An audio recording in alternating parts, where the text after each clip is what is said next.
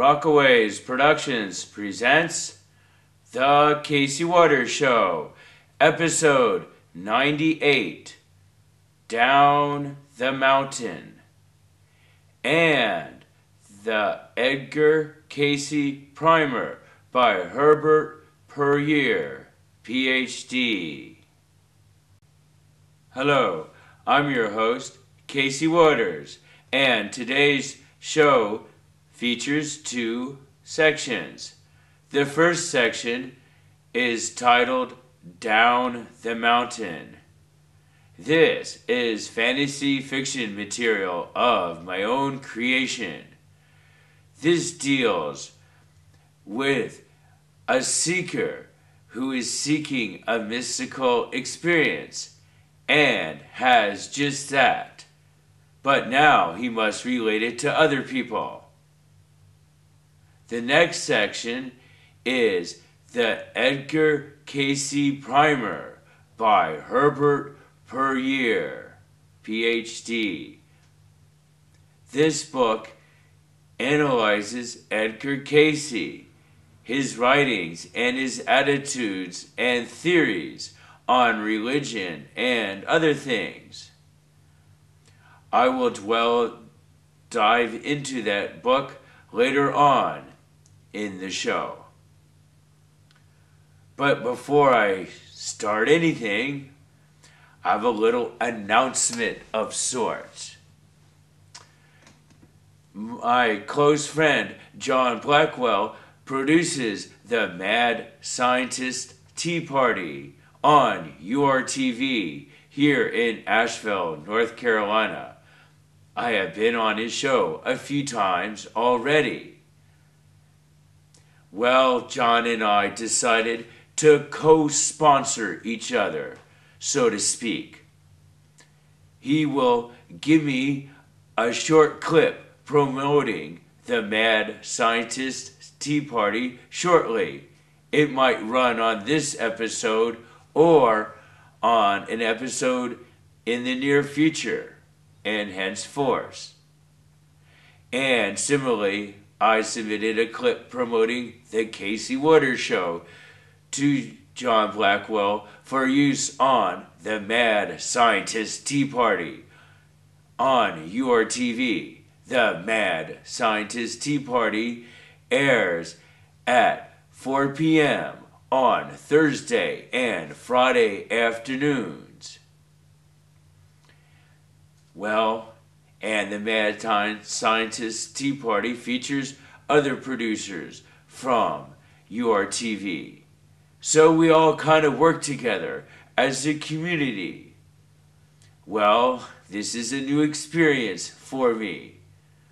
I don't really work with other producers in Manhattan since I don't live there. And in Anchorage, when I produced the Cayce Waters Show there, while living there, my cooperation with other producers for GCI Cable was very limited, pretty much non-existent. But here things are taking a different turn as I get a little more involved in other shows, and they get involved in mine.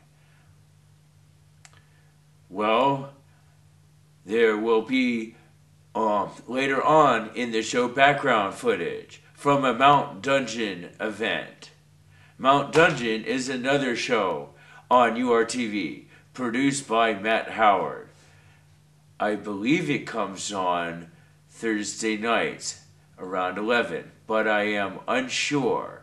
Check the URTV schedule for further information. Mount Dungeon is followed by The Wallpaper Project, produced by Michael Folliott. So, anyway, we have all these shows. And they're good shows. So, let's move on to my show. Okay, here we go. Off we go, or rather, up we go. For this is entitled Down the Mountain. And to get down the mountain, well, you first got to go up the mountain. This is fantasy fiction material of my own creation, dealing with a seeker or subject seeking a mystical experience. So off he or she goes up the mountain. Well, the mountain, the way I picture it, is kind of a gradual mountain of sorts.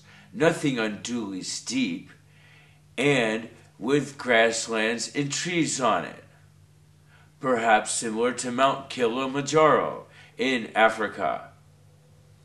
But anyway, so the climber, the seeker, starts his or her ascent. However, it's not just a simple ascent, walk up to the top of the mountain, climb to the top of the mountain. No, it is much slower, much more careful, like a nature hike with lots of careful observation of plant life, insect life, animal life, habitats, with lots of meditation along the way. It might take several days to reach the summit. So, after a long, careful, meditative ascent, the seeker finally arrives at the summit and sits down to meditate.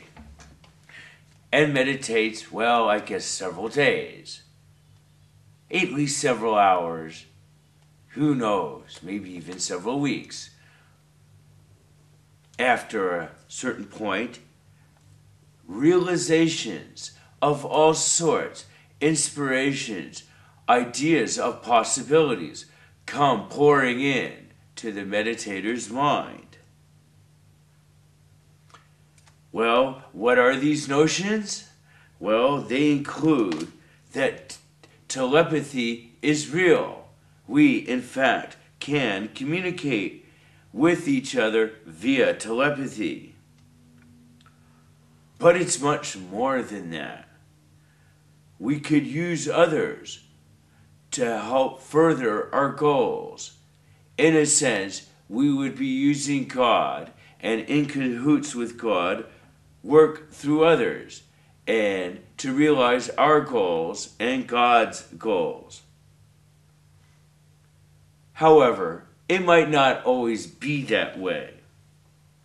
See here where the meditator realizes the true complex nature of the situation here. Well, what it is there's a conflict of sorts between good and evil. And it depends what you're up to. If you're working with God, well, I guess you're on the side of good. If you're working for yourself and also against God, well, you're working for evil or against God at the moment. But how does this come about? Well, this comes about is not so much evil traps us, well, maybe it does to a point, but it's mainly our ignorance that is trapping us and causing us to come short of God's glory. Sure, it's all our shortcomings, our pride gets in the way, and also our selfishness and our dualistic thinking. Well, how do we get out of it? Well, we have to focus on love, focus on humility, generosity, and unified thinking. Instead of thinking of everything in terms of me and you, us and them, it's more of we all are one. And that is a unified thinking that comes from love, humility, and generosity. Thinking of me versus you, us versus them, is kind of ignorant thinking that comes from pride, selfishness, and greed. Well, this causes us to work against God. And even if we could use telepathy and work through others to do this, which we might be able to, we're still working against God. And the good forces will rise up and oppress it, curtail it, and reduce it, and eventually eliminate any efforts against God. For in the end, God will emerge victorious. All sentient beings will eventually become enlightened. You betcha, it's just a matter of time. Do you have time to help other sentient beings become enlightened? Well, I guess that's the question, for it will take a long time, and we all need to pitch in. But anyway, so the seekers at the summit, gaining all this awareness. So, what other awareness is there? Well, there's even the possibility of transforming situations or even matter itself, transforming one situation to another. And sometimes, and perhaps much more commonly, the transformation doesn't occur without.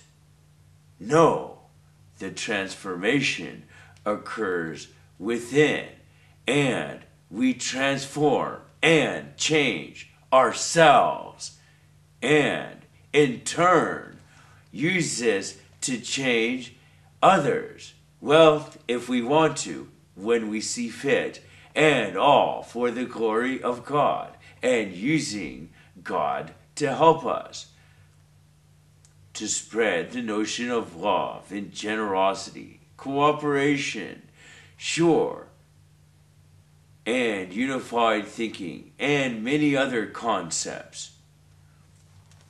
But anyway, so the seeker, well, I guess feeling it himself or herself, realizes that it is indeed possible to have a rapid transformation into a powerful, creative being in league with others with similar purpose.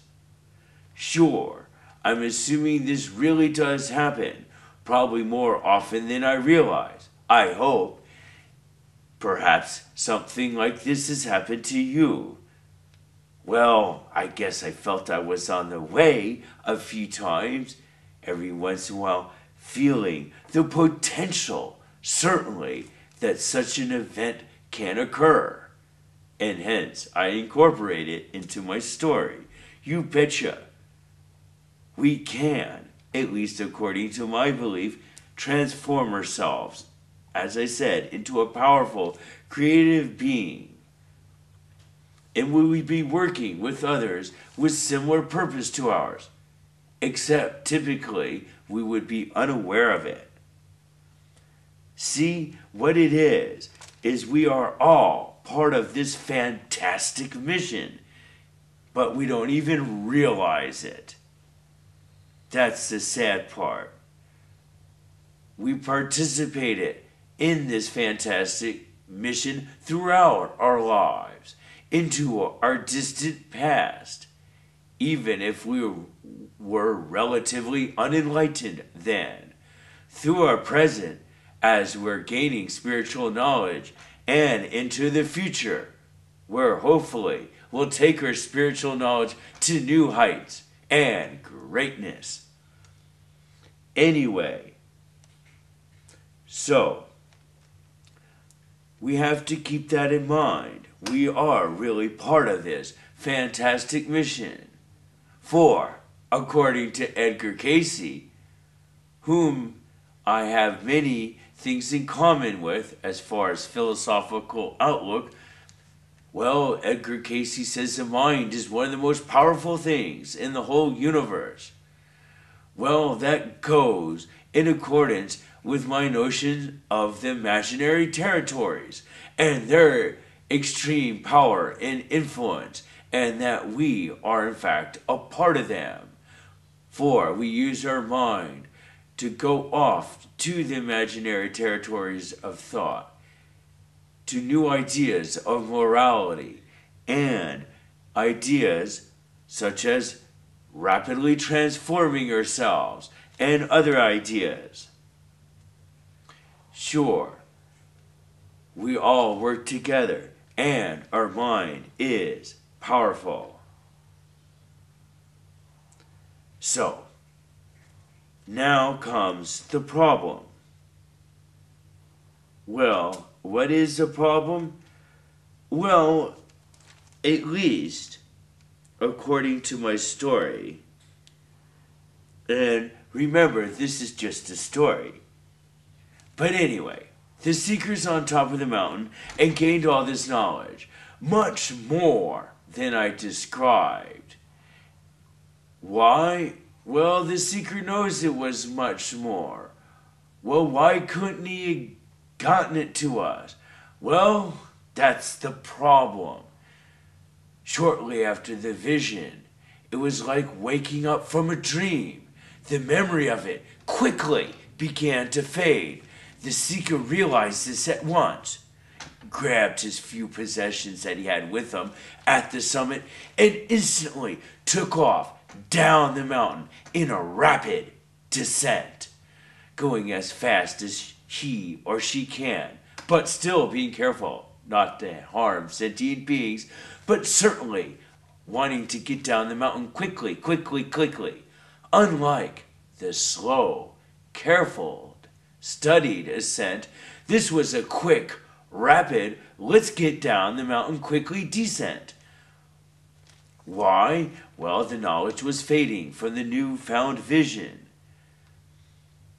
And even though it was much more expansive than I just relayed, not much more was left than I just relayed, unfortunately. So thus ends the story of Down the Mountain. Now it is time for the Edgar Cayce Primer by Herbert Puryear, PhD.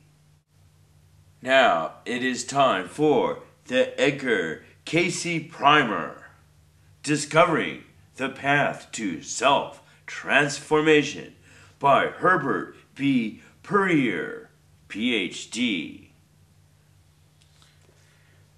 So, as I said, Edgar Cayce and I do share a lot of philosophical things in common.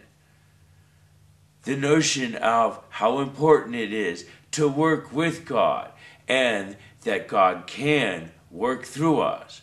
Also, the power of the mind and how far it could take us and what we truly do, how we influence others and do many other things without realizing it most of the time.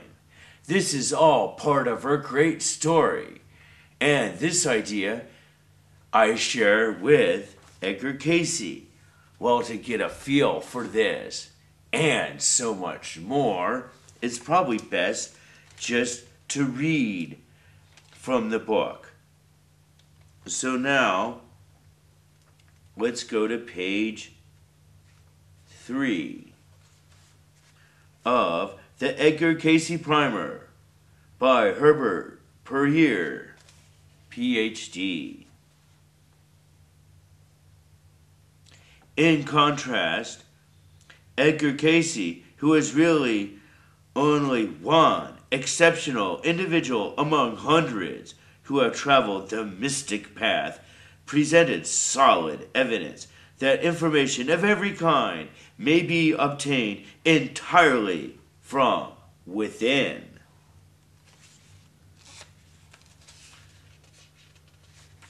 Then, on page 4, since we are all souls, psychic ability as an attribute of the soul is therefore a potential for everyone. Now, let's move to page 6. The subconscious, which is evident especially in our dreams and spontaneous urgings, acts as a filter or mediator between the infinite potential of the superconscious and the finite limitations of the waking conscious. The concept of the subconscious as a dynamic process between normal physical consciousness and the superconscious potential is the key to a fuller understanding of the array of inner experiences available to us. As a mediator, the subconscious may either enhance or distort man's access to the divine within. Information coming from the superconscious filters through the thought forms and desire patterns of the subconscious. Therefore, it may be accurate or inaccurate, helpful or harmful, pure or distorted. The ability to establish and maintain a helpful input from the superconscious is dependent upon many factors. It is affected by the general physical health and the degree of momentary attunement of the physical body of the channel. It involves the thoughts, emotions, and desires of the channel. It depends on the channel's deep-seated conception of the source he intends to tap. It is influenced by the purposes, motivations, and ideals of the channel. Now let's skip over to page 8. For this reason, among others, Edgar Cayce said that the most important experience for any person was to establish a spiritual ideal. Now, let's go to page 19.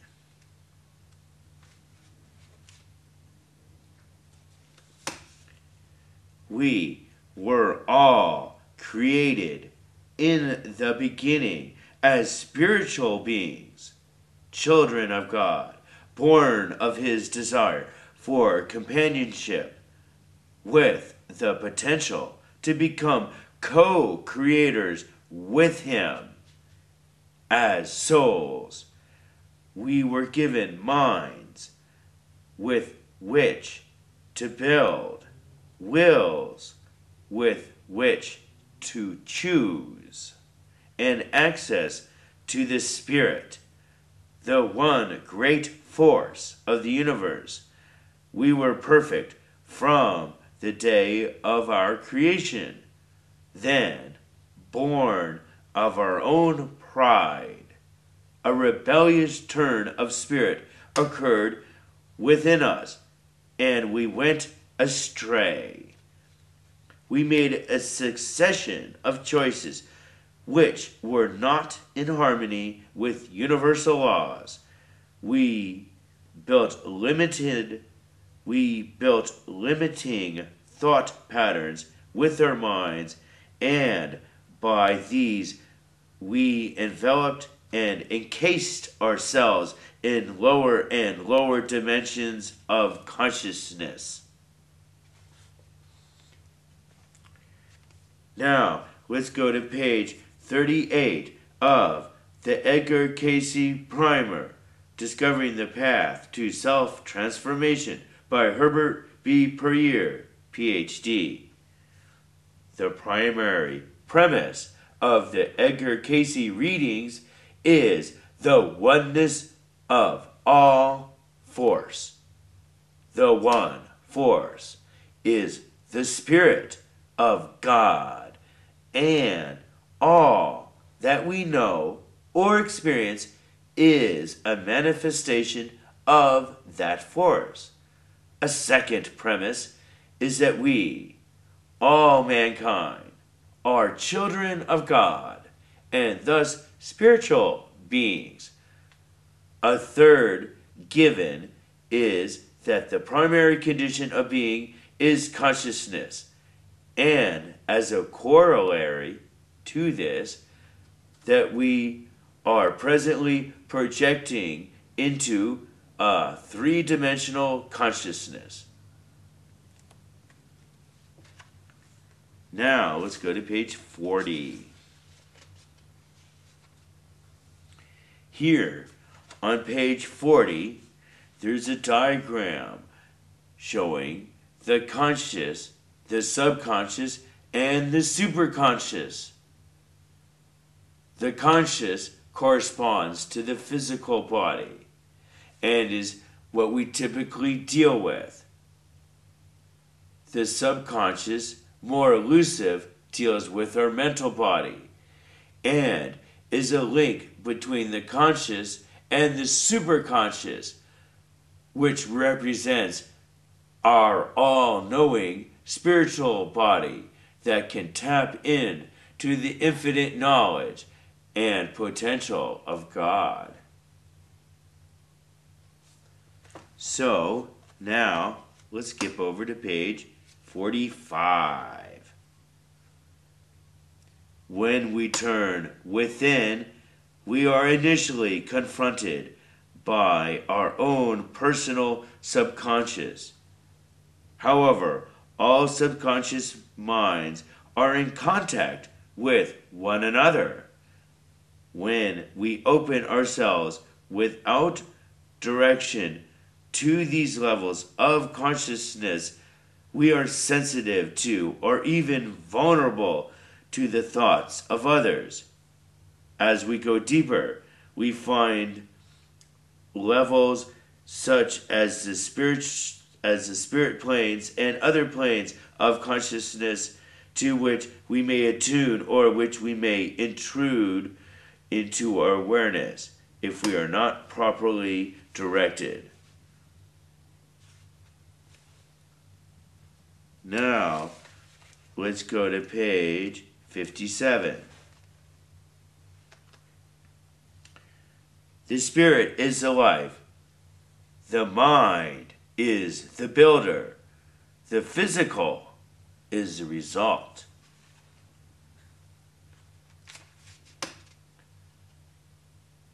And on page 58, in the same way, we may learn what someone says about the power of the mind, and yet have little, if any, appreciation of a statement such as that given in the Edgar Cayce readings, namely, that the mind is nearer to being limitless than anything else in the universe. Now, let's go to page 62. Thus, let us try to summarize and restate the condition of man. We were made in God's image. This means not only that there is a pattern of the divine imprinted upon the soul, but also that we are a miniature model of the triune God. This means that we have the opportunity to be co-creators with Him through the Logos, or Christ, within the mind. The mind is a mediator between the spiritual and the physical. Cayce Waters Show. Producer, Cayce Waters. Graphic editing, Judson Laird.